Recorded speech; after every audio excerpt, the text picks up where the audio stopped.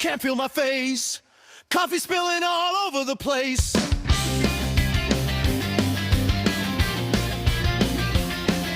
Forgot the sticks, we're turning around.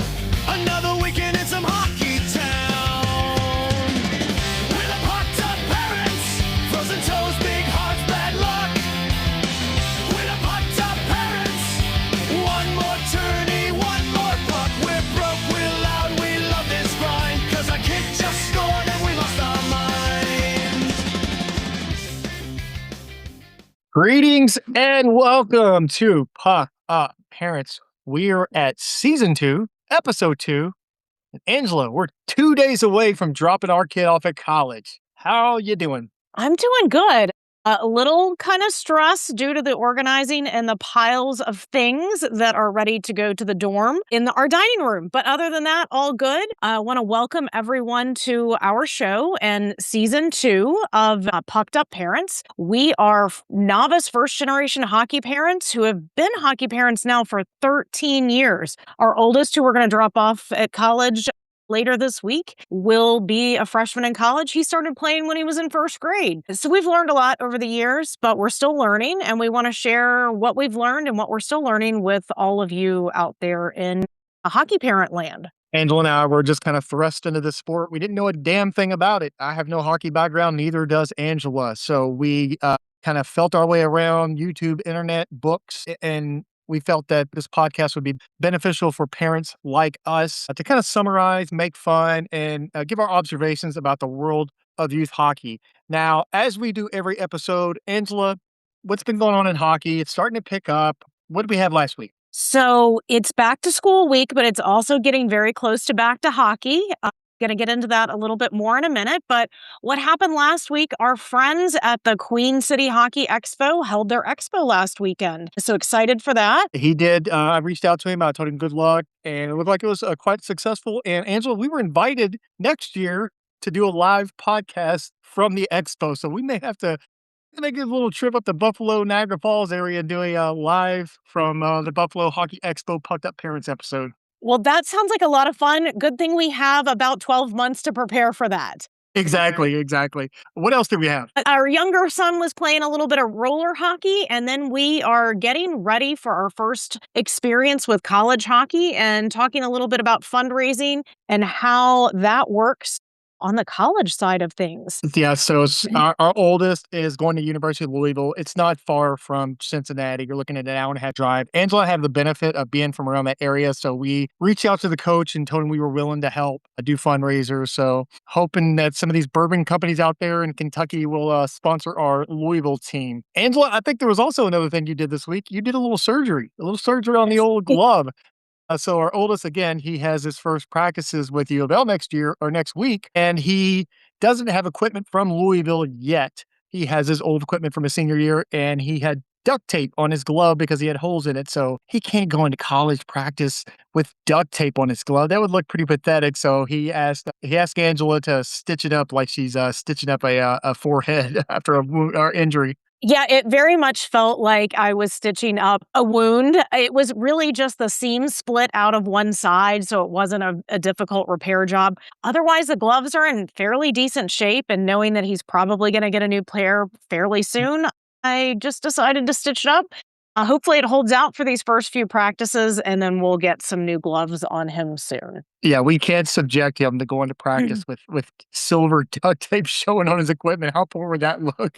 Only an 18-year-old boy would duct tape hockey equipment. If you can't duck it, legit. Yeah. So, Angela, let's recap last week's episode. Honestly, one of my favorite episodes, our interview. What'd you think?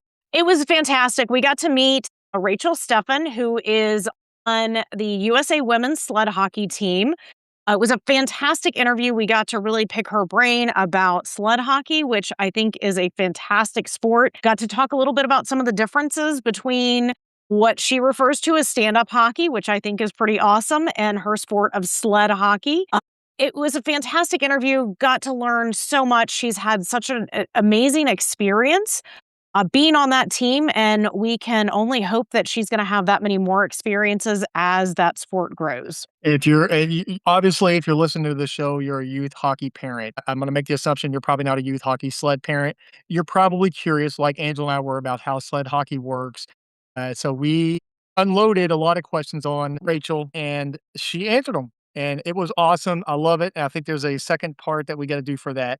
So looking forward to that. And also, I'm looking forward. She invited Angela to try out sled hockey. So we may have to do a little behind the velvet rope with Angela trying out sled hockey, a little video production to see how she does. And then our 12 you said he would be interested in trying as well. So I'm curious to see if you guys do that. I mean, it couldn't be any worse than me on regular hockey skates It's true. where I'm just trying not to fall over is my only goal. Well, and at least you'll when you fall over, it's a quicker trip. Right. I'm not falling as far. Yeah. So It's- yeah, I think that sounds like a lot of fun. But if you're have any curiosity whatsoever in sled hockey, take a listen to that episode. It's really, really interesting. And I think a fantastic way to get more people involved in the sport of hockey. Also in to push for they're trying to get that into the Paralympics, the women's sled team. So Angela, let's get into to today's topic. And we're at season 2 of our show, which means one thing: hockey's on the horizon. So what are we going to talk about today? So it's back to school season. So you might be out shopping for, notebooks and pens and pencils, that sort of thing, but it's also back to hockey season. We're going to do a quick preseason review, what to expect, what to prep for, and what you're about to enter for the next, I don't know, 6, 7 months of hockey season. Now, if you're a new parent to hockey, this is for you. If you're a veteran parent, this is maybe just a little reminder, a little catch up. We're going to go over some stuff that we went over in season 1.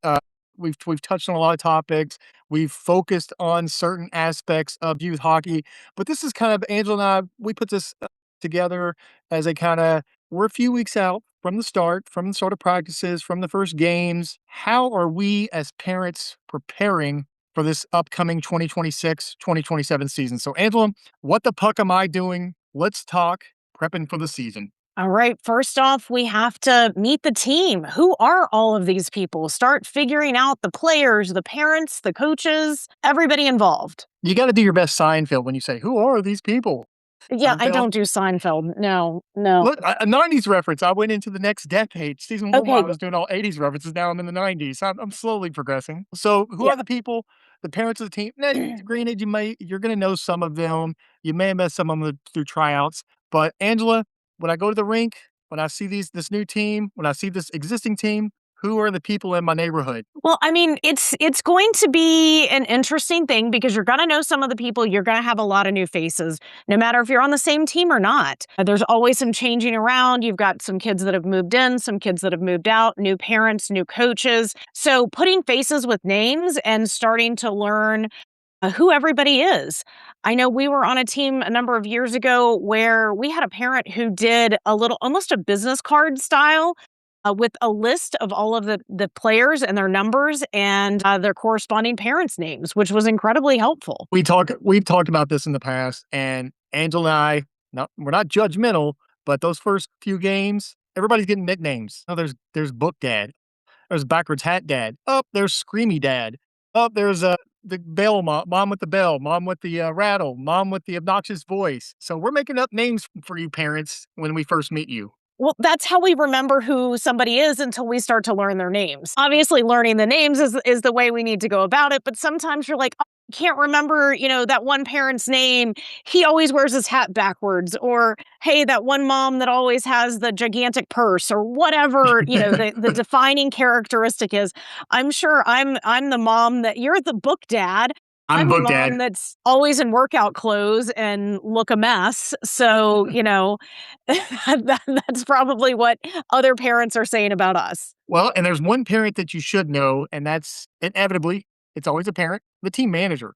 And we talked Yes. about this again. I'm gonna quit saying we talked about this because we're going to cover most of these topics we cover. We've already covered, but we're just kind of summarizing it.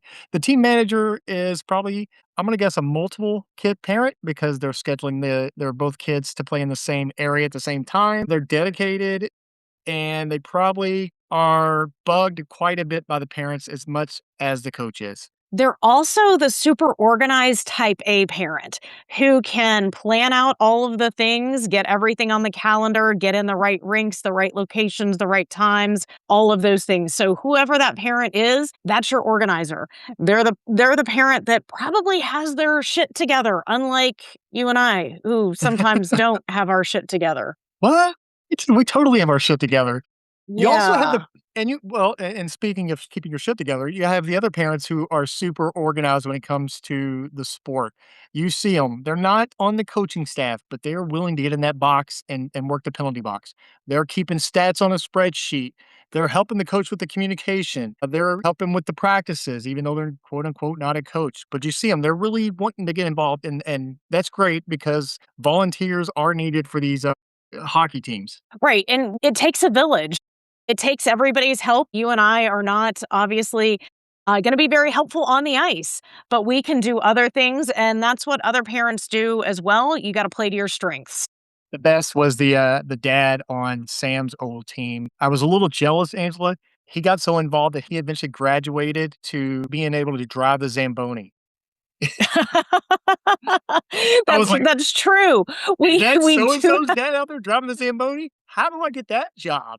So he really got involved with the Well, league. he was also a longtime coach and was one of those individuals who grew up in a rink. So I think he was well suited to that. I don't think anybody's going to hand us the keys to the Zamboni.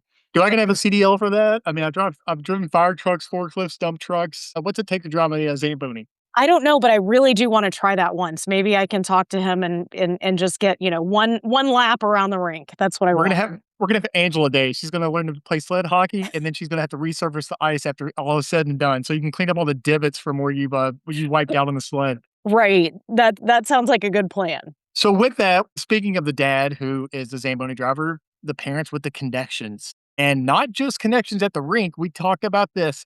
They're doctors.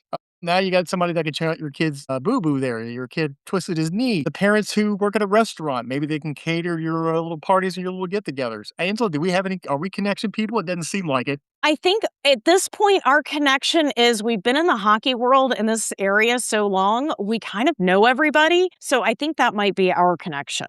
I was once a drug mule up in Michigan for parents because like they were needing illicit HC type stuff and they were asking me to pick it up for them. So I guess I did serve Well, their purpose at one time. yeah, I'm also very good at finding the closest liquor store Oh, in that's the true. evening and finding a great local coffee shop in the morning. So I guess maybe those are my talents. All right, so let's move on from who are the people in your neighborhood, which I'm stealing from, is that Sesame Street? Who are the Yes. people in your neighborhood? In your neighborhood. Now you've gone back to the Neighborhood. 70s. Damn it. 20 years in the past. All right, Angela, what's next? So the next thing you're going to learn this season is what team app are we using? I'm sorry, Angela. I'm in the 70s. What the hell's an app? Well, so we have these things, they're called cell phones. They're not connected to the wall via cord anymore. All right. Team apps. So yes, I love the team apps. I love these things. They're so wonderful. It's good times on the team app. Yeah, you can just take that sarcasm laced comment and run with it. As much as you hate the team app, it is important. That's where all of the scheduling happens. There's lots of team communications. There's lots of things going on that app. So yes, it annoys you, but it's necessary. It just seems to me that the app changes every year. We're not consistent with what app we're using. Now, it doesn't change every year. We All right, use the same sports is app. We use the same app for a long time when we stayed with one team. And then we switched teams and we used a different app. The summer team uses a different app. The high school team uses a different app. The lacrosse team uses a different app. I guess every team, every organization, every team manager has their preference on what app that they want to use because the teams and the organizations are paying for those apps. We get to use them for free, but they're paying for them. So they get to make that decision, not us. if there's ever a need for a monopoly in this country, it is apps, team apps. Can we just settle on one damn app? And also, all right, I'm gonna get on my soapbox. Here we go. I'm Oh, standing on my jeez. soapbox. People on my kids' teams, I'm gonna apologize in advance for this rant. You gotta chill out with the chatter on the team. This is why I shut it off. Because I'm glad little Johnny is riding his bike in his driveway, but you don't have to post it on the team app. I'm glad your kid got a hockey puck at a Columbus Blue Jackets game, yet don't have to post it on Team App or start a different thread. This is why I shut it off. And that's when I miss important stuff because I've got Mhm. 50 messages about little Timmy eating popcorn at a Cyclones game, and I'm missing that the Pittsburgh tournament's been canceled. I'm off my soapbox. Just relax with the chatter on the apps. Use them for their purposes. They're for the team. I love your You kids. I love your kids on our team. That's what Facebook's for. That's what Instagram is for. Keep it off the app. I And was going to say, you need to get into one of those algorithms that feeds you up the parents who are making fun of the team apps, oh, really? and they There's one put of on those. like, oh yeah, it's hilarious. I've seen different creators do this. They put on different hats or different costumes or whatever, and they're looking at their phone and they're reading like they're typing on the app, and it's funny. It's like, first off, it's the coach, and it's, hey everybody, Saturday's game is at 8 a.m. Be sure you're at the rink by 7. Blah blah blah, and then the next they change costume or whatever, and they say, hey, so what time are we supposed to be at the rink? That's too common sense. Yeah, so there, you need to get into that algorithm. Maybe I'll send you a few clips of that, see if you can get a few laughs off of that. But anyways, there are a variety of different apps. We've used Sports Engine, Team Snap, Band, Sports U, Play. I mean, all kinds of different things out there. So you're just going to have to figure out what your team uses and then figure out how to use it, get used to it. Don't ignore the chat because you will miss important things. Start a group chat, start a side text group chat. I know that, there are several of us that do that too. Or if you're like me, just have your spouse answer all the or make sure they stay on the chat so you don't have to. Yeah, And no, I'm getting a dirty look right now. that's inappropriate. You should not be doing that. Don't put Ooh. all of that labor on your spouse. But wait a minute, Angela. Little Timmy's at a steakhouse right now, and we got to share a picture of him having a steak on the team app. All right. That's fine. I look at it and go, okay, that's nice. Bye. Click. Turn it off. All right, let's keep this game going. Staying on the subject of apps, this is something we do use here at our house. The family calendar. It's hugely important. Right. So all of those apps are going to typically have your team schedule, whether it's practices, games, tournaments, all of that information is going to be within some calendar feature on that app. Those apps will typically connect with an electronic calendar like a Google Calendar or your Apple Calendar, things along those lines. So import all of that information into that family calendar or create your own family calendar so that it's shared across your family. You, your spouse, your partner, your co-parent, your kids know what's going on and where you're going to be and when. Yeah, when you say those apps connect with the Google calendars, the family calendars that we have, if that app is updated with a new time or cancellation, will that feed over to the Google calendar? Typically it does. You will have to do a little testing on the individual app or maybe read up on whatever team app you're using. But yes, that's typically how it works. Okay. And then also Angela and I are also big proponents of the physical calendar. We have like a marker board in our kitchen and the dates are up there. So that way the kids are walking by it daily. They see it, they can read it, they can know when games are. Yes, apps are convenient. Yes, you're always on your phone, but you're not always opening those apps. Having a physical calendar in your kitchen for your kids to walk by as they make their way to the refrigerator to eat you out of a house and home, they can read, oh, I got a game next weekend at 8:15. And it's especially important for your little ones who aren't on phones or, on devices that don't have access to that app. But I think it's really important for the parents, co-parents, family members, whoever's helping you with transportation and scheduling so that you guys are all on the same page. All right, so I got the team app. It's fired up. Season's starting. What are some of the announcements we get on there? Because now we got to start planning out our schedule between August and roughly April. So the You're first going to thing we get have, all of your practices. You're going to start with practices. yeah, the practices. So now you're getting ice time. We'll use Henry as an example. Our 12-year-old. We got the announcement. He practices 3 nights a week. It's like 8:15 to 9:15, which is good for us because we're thinking, what's the commute look like? There's been years past where we have to cut across downtown Cincinnati during rush hour because his practices were earlier. Now we're later. so we can plan for what time we're going to leave the house. It seems like we might be able to have dinner before he has practice. Right. So that's always something that you're going to have to kind of start looking at. You're going to look at what time practice is. Typically, for the little ones, for our younger players, they're going to have that more rush hour time. So they're going to have those earlier practices, 5 o'clock, 6 o'clock, that sort of thing.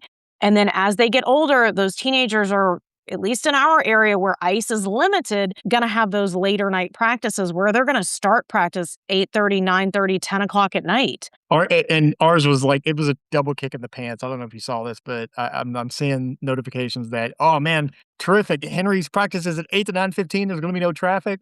And then I read, oh, they're going to do some lane closures late at night on the weeknights because we're building a new bridge in downtown Cincinnati. So watch for lane closures for construction in the evening in your area. They shut them down. Yeah, so that's very specific to us. But I think it's important that you think about what your commute is to what rink you're going to be practicing at, and also verify which rink you're practicing at. There have been years past where we practiced at different rinks.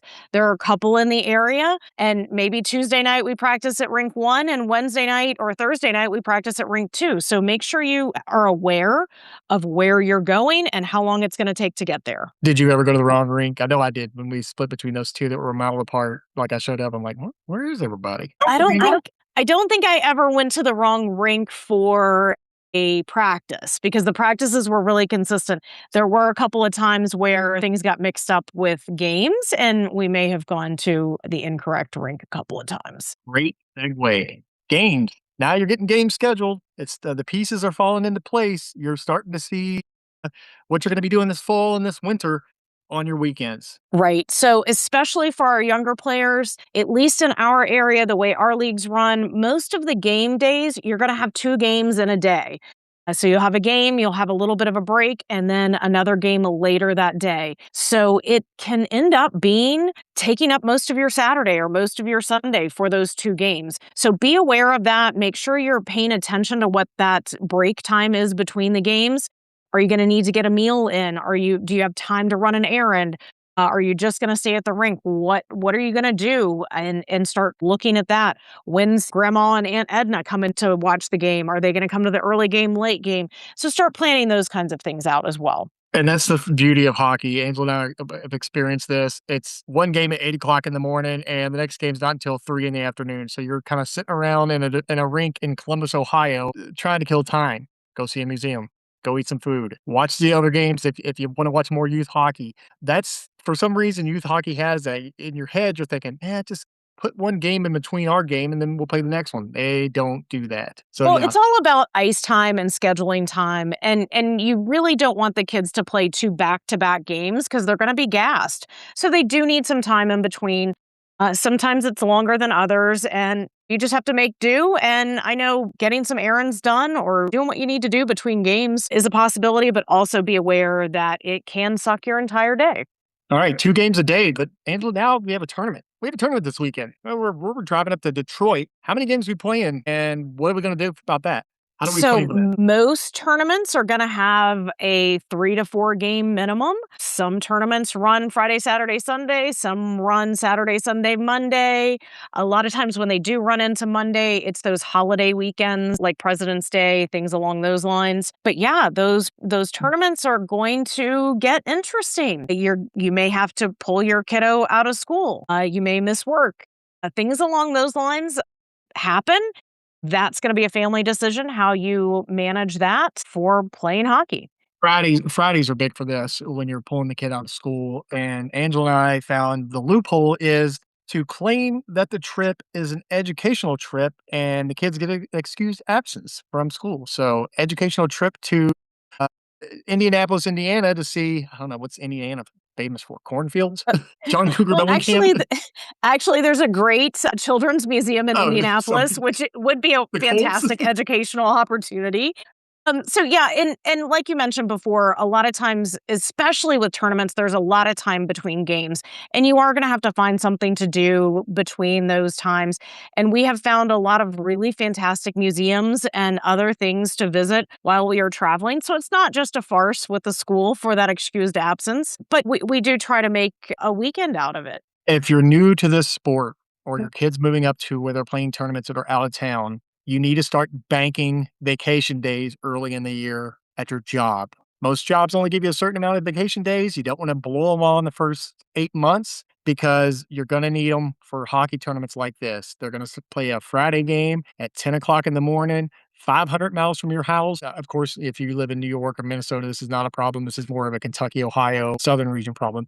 But you need to plan to take off of work. So don't blow all your vacation days in the first half of the year. You need to bank some away, save them for the possibility of these tournaments that are going to eat into your work days. Well, and we've also talked too in the past about scheduling your work around these tournaments. So a lot of times, if there's just a Friday morning game and I'm able to do some work in the hotel or wherever during the day, I'm not blowing an entire vacation day. And a lot of people have that flexibility with their jobs that they can do those kinds of things. So that's something to keep in mind as well.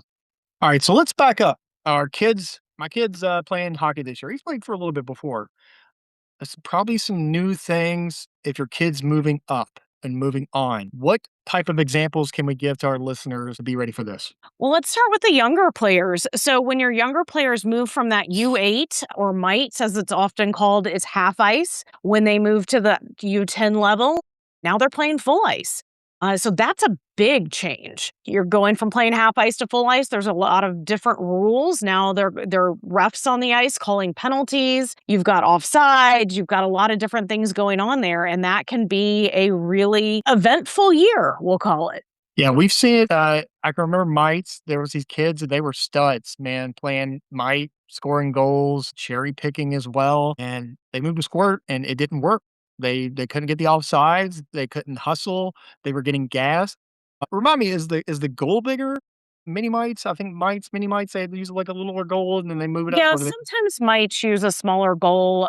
I've seen it with the small goal. I've seen it with a regular size goal. Either way, it's and then, definitely a big change. but even like mini mites to mites and even a squirt, there's some where you don't even keep score. Like a mini mites is Right. just like it's a free for all. Now, mind you, you're keeping score in your head as a parent, of course. But now you're keeping score. The kids can go in the penalty box. The kids are going to get offsides. And you see a lot of kids that don't make that transition who wind up staying on the house league when you thought they had all this talent in the world to make it, but they just couldn't adjust. Yeah, I think that happens sometimes, but it's also sometimes it takes certain kids a little bit longer. Maybe they need another year or two to really learn those skills and end up playing what I'm going to talk about next, Well, hang on. house league. So, so as we move up in age group, there might be a 14U. That's where you go into hitting, right? 14U's hitting. Correct. Yep. Other than that, there's really not a lot of big changes to the game as they progress through it. Would you agree? Yeah, I mean, there's some minor rule differences, especially regarding, how long the game is, how many minutes there are in a period, how long the penalties are, things along those lines. But really, there's not too many other major rule changes. You do have just a different level of competitiveness. Yeah. And I'm sorry I cut you off, but this is a great point. Last season, you played house league. Your kid's talented. Now they're moving a little more competitive. Well, that's a huge adjustment.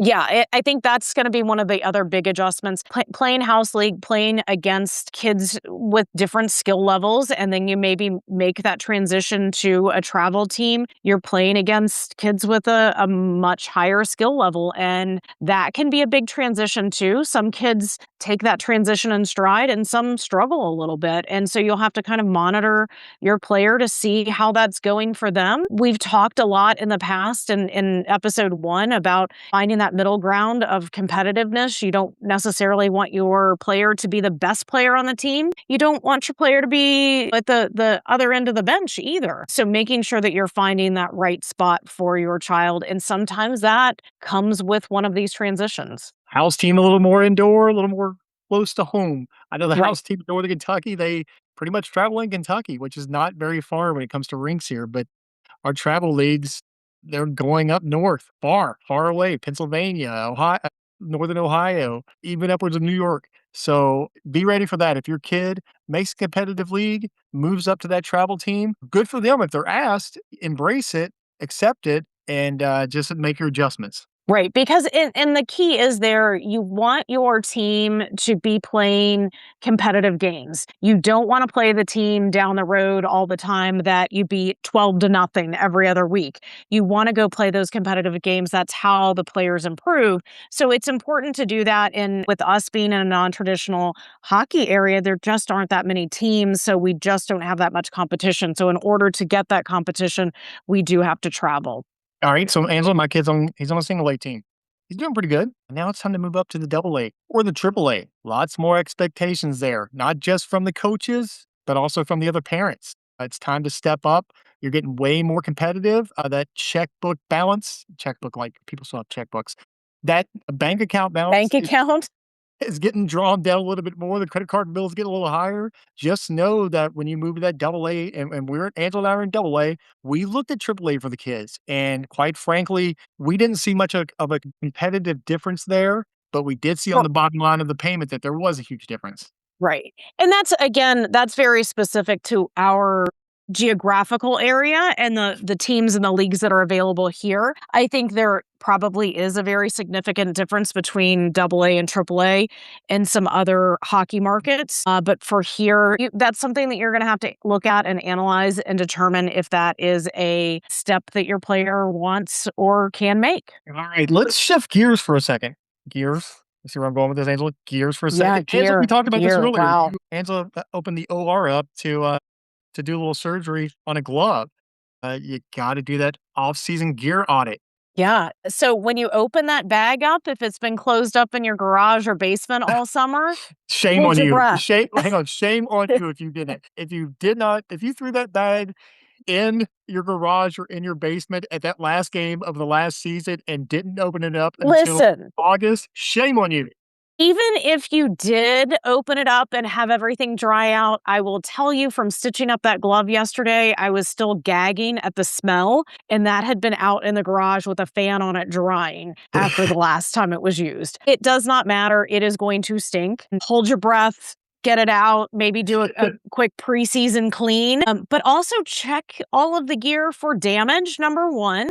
And number two, especially if you've got little ones, your player probably grew over the summer. Check the sizes of everything. Make sure everything fits. Sorry, I'm losing my train of thought there. Yeah, so check all your equipment. The stick, is it solid? Is it still come up your kid's little nose? Is there any other repair work you can do?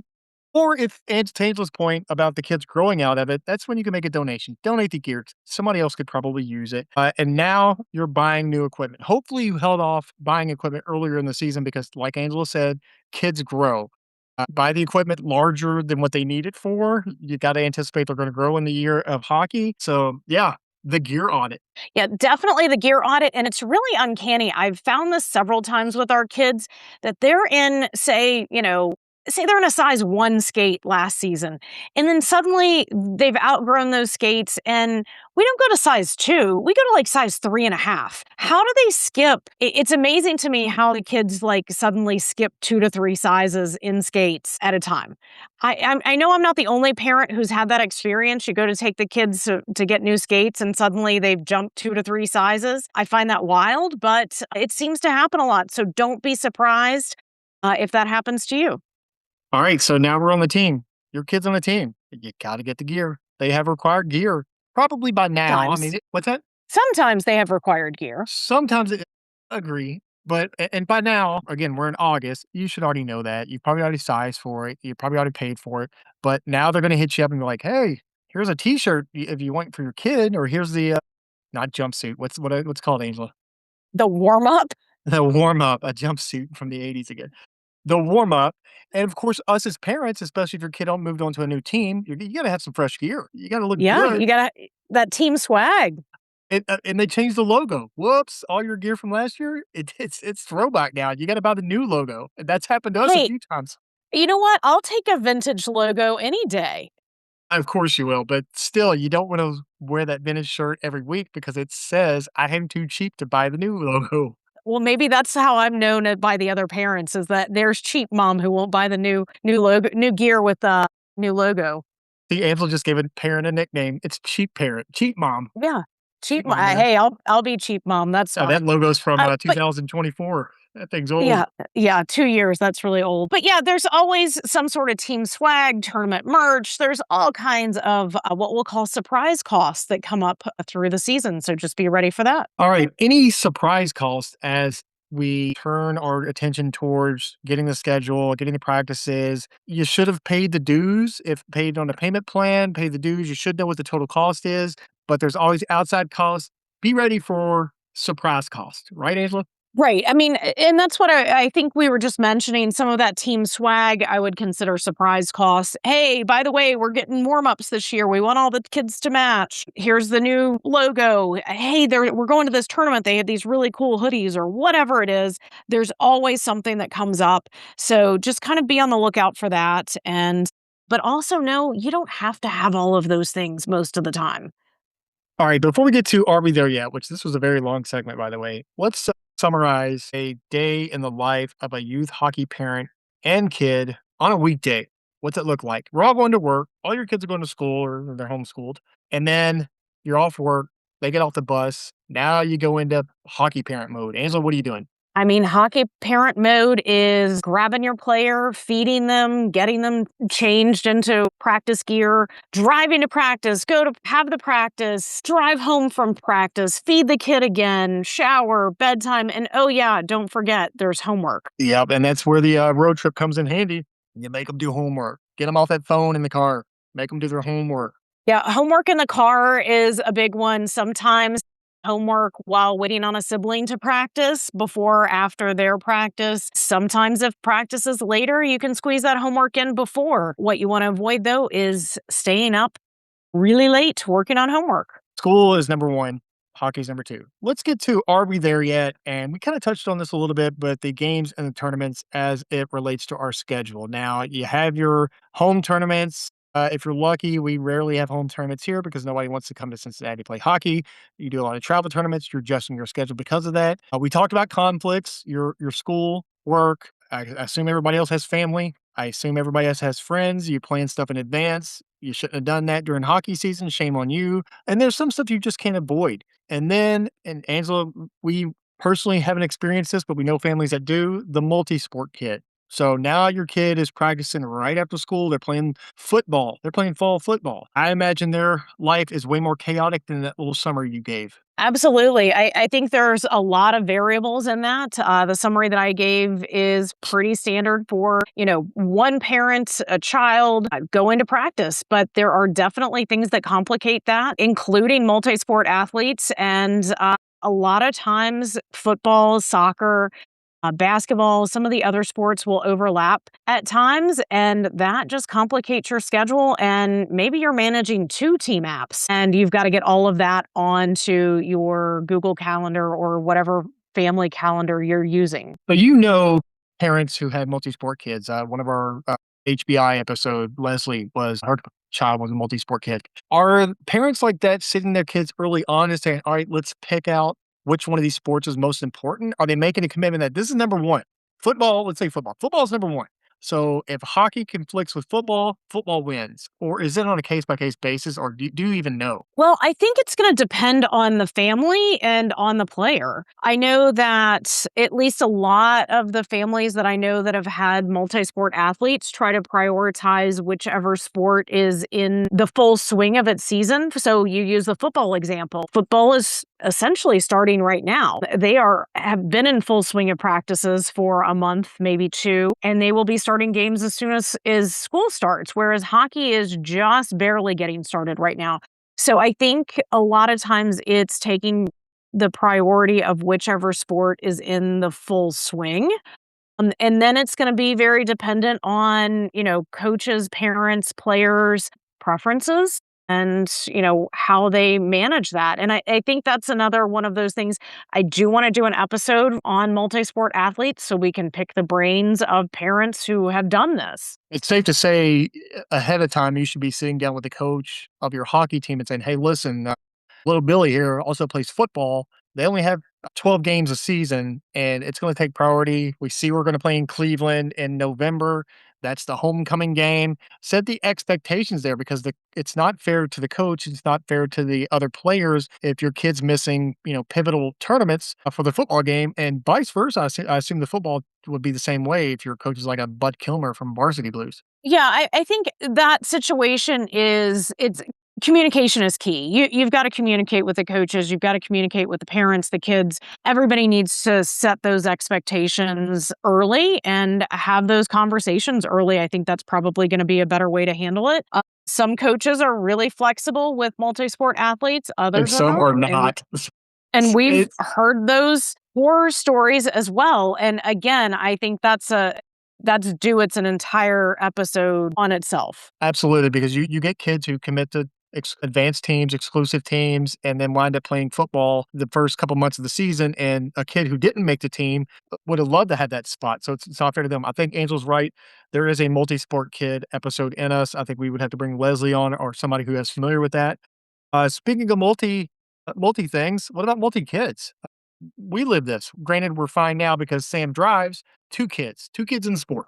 Right. Two kids in the sport, or hey, just when the kids outnumber the parents, whether it's a single parent with multiple kids or, you've got co-parents who have more than two kids, it becomes a logistical. I don't want to call it a logistical nightmare. It's a logistical challenge. How do you make sure everybody gets to where they need to be at the right time, at the right location, when you've got multiple kids going multiple different directions? It's definitely a challenge. And that's where we talk about the divide and conquer. We are two parents that have two kids, and that we can be in the man-to-man defense. Whereas parents with more kids than there are parents, suddenly they're playing zone and things look a lot different for them. So I think that's something that you definitely have to do a lot more planning. You have to really determine how that's all going to work and what works best for your family and your kids. Well, and it's not just your family. It's at one point it wasn't just Angel and I. We reached out to our hockey family and we carpooled with another family. So we took a couple days driving both kids, their kids and our kids. They switched it off with us as well. So it helps out. That's where your hockey family, the people that you meet, come in handy. Will they live in your neighborhood? Why not carpool? If you're really dedicated and want to watch every practice, more power to you. But if you can take a couple nights off a week and just send your kid on, do it. Take advantage of that. Yeah, I think it's not only just practices. We've experienced this with tournaments or games where we've got other things going on and we need to send our player with another parent from the team. That's That's happened a lot, and that's where that hockey family comes in really, really handy.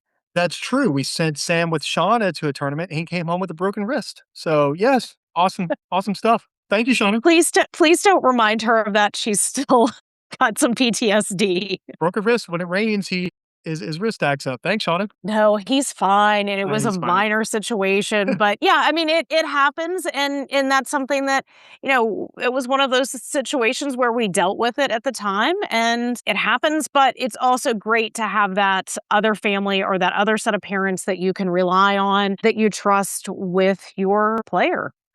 All right. Say goodbye to your immediate family. Say hello to your hockey family. Now, Anvil, we talked about a lot. We covered a lot. Hopefully, this helps you, the hockey parent, in the transition to 2026, 2027 hockey season. Angela, if you could bottle this up into like a quick little checklist of things I should be doing right now to prepare for hockey in the next few weeks, what should I have ready? First and foremost, get on your team app. I Ooh. know you don't want to hear that, but you need to get on your team app. Chatter is starting. Schedules are getting posted. Things are happening. You need to know what's going on. So get on that team app, participate in that parent chat appropriately, I'll say, to keep Thank you you. from getting on your soapbox again. The next thing is figure out your own schedule and your own calendar. How does that team app and that schedule on that team app fit in with your family schedule? How are you going to figure out those logistics that we just talked about? I think that's kind of secondary. Go ahead and start pre-planning some of that. If you haven't already done it, check that equipment now. Make sure that the equipment is ready to go. And if it's not, get on that, whether you're going to Play It Again Sports or maybe utilizing Facebook Marketplace, or you've got a local hockey store, or you're ordering something. Get on that sooner rather than later. Angela. And then make sure Do you want to check out my equipment? No. Okay, next one. Review your team requirements. So if your team requires a black helmet, make sure you know that. Make sure you know if your team requires any sort of other piece of equipment, time, volunteer list, fundraising requirements, whatever it may be. Snacks. Bringing a snack sign up. Yep, snack signups, penalty box signups, scoreboard, all of those things. And also, if your general manager or your team manager, much like ours, already has sent out some of the tournaments, we've already booked hotels with some stated plays or some independents. You're already booking way in advance for these tournaments just so you can secure a spot. And that is also get your hotel apps fired up, your Hilton rewards, your IHG for Holiday Inn, your Marriott rewards. Get those locked, loaded, and ready. See if you have any free rooms, see what you can hook up with. But yeah, you're starting to book rooms for those away tournaments. At least we are in the region that we're at. Sorry, Angela, what's your next one? Yeah, that's great. I think that goes right into the next thing that I was going to say is think about those logistics of those weekends that you're going to be out of town. Start thinking about your transportation, your meals, what conflicts you may have. I know we've got a tournament scheduled and I turn around and leave on a work trip the very next day. So We have I'm a already tournament. starting to kind of think about those things. Henry and I are going to Los Angeles to visit friends, and there's a tournament in Cleveland. I gave him the choice. He chose LA, which I don't blame him. But yeah, you're thinking about the stuff that you can't avoid in the next few months outside of hockey. Right. And the next thing I'm going to say is we started this off. You were talking about some of your activities at tournaments. I would say find a great local coffee shop near your rink or near wherever you're going to travel to. And maybe also find the closest liquor store. That may come in handy as well. So the best coffee shop is when you open key into your room to the Ew. right, Ew. next to the bureau, next to the little closet, next to the bathroom. The bureau. Are you a 100-year-old lady? What do you call those things that they hang the robes in the hotel room? A closet? A closet. So next to that is a Keurig in your hotel room. It's right there. Great Ew, coffee. ew. No. Find a great local coffee shop, support your local businesses, whether it's at your home rink or away. That's something that I always try to do. There's lots of apps out there for that. Parents, I see it on the youth hockey minor parents Facebook pages. People are starting to develop apps to recommend restaurants for you. And that's one of my favorite things. I'm a foodie. Love when we go to tournaments because I know I'm going to get some local good eats. All right. Angela, life moves pretty fast. 2026 and 2027 is upon us, and summer went by quickly. Hockey is here again. Year It 13. is year What's your 13 for us. What's your reflections on it? I've said this before and I will say it again. It's not all about the wins. It's not about the goals scored. It's not about my hockey rankings. It's not about what medals come home with you after the tournament weekend. Really think about what you want for your player from the season.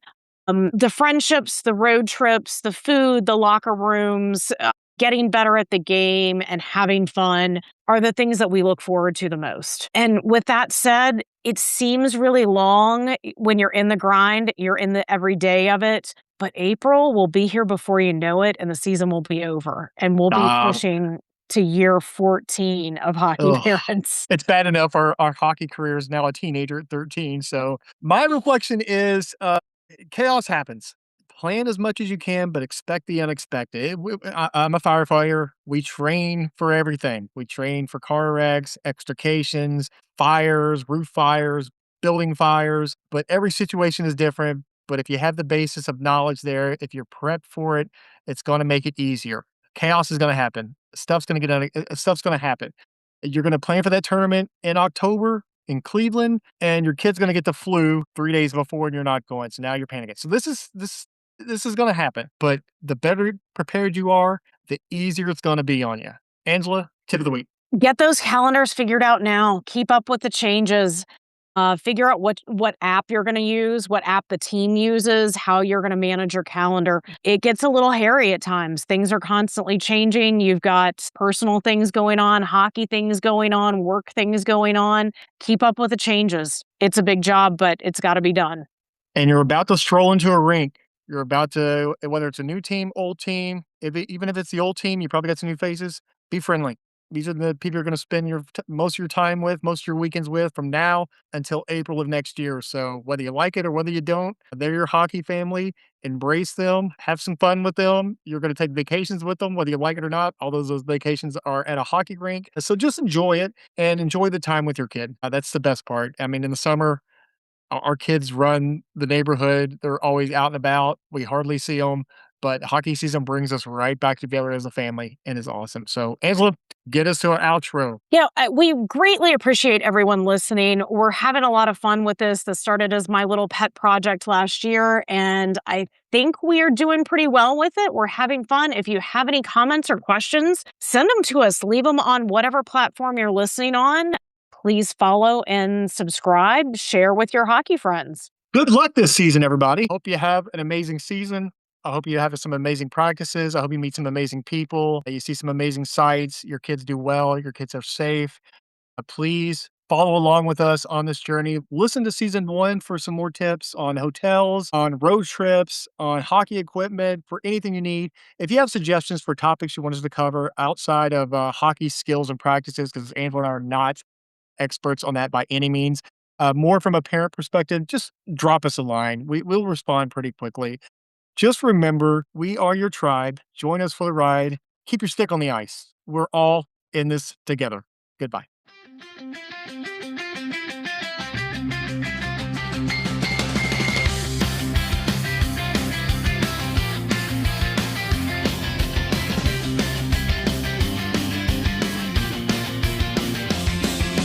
Up before dawn, can't feel my face.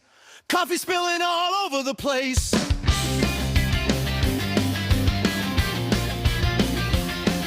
Forgot the sticks, we're turning around.